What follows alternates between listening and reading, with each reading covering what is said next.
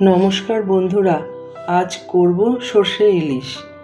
প্রথমেই বলি, ইলিশ মাছ বেশি ধুতে নেই, তাই মাছ দুবার ধুয়ে নুন একটু বেশি করে হলুদ মাখিয়ে নিলাম, কারণ পরে আর হলুদ দেব না।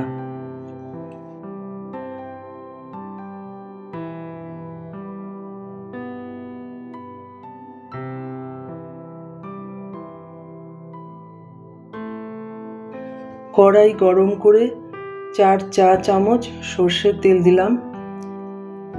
এবার সেই তেল গরম হলে কড়াইয়ের সারা গায়ে মাখিয়ে নিলাম।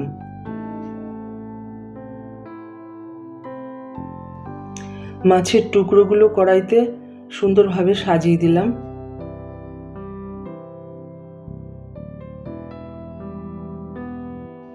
এদিকে মিক্সার গ্রাইন্ডারে 4 চা চামচ সাদা সর্ষে, 2 চা চামচ কালো সর্ষে, 1 চা চামচ জিরে, হাফ চা চামচ নুন, 4টে কাঁচা লঙ্কা পেস্ট করে মাছের ওপর দিয়ে দিলাম।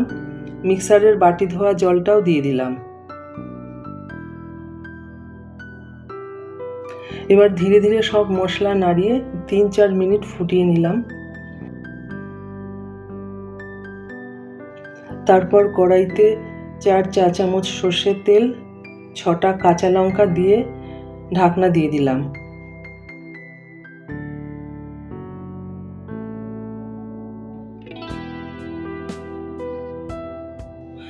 8-10 মিনিট ফোটার পর ঢাকনা তুলে দিলাম।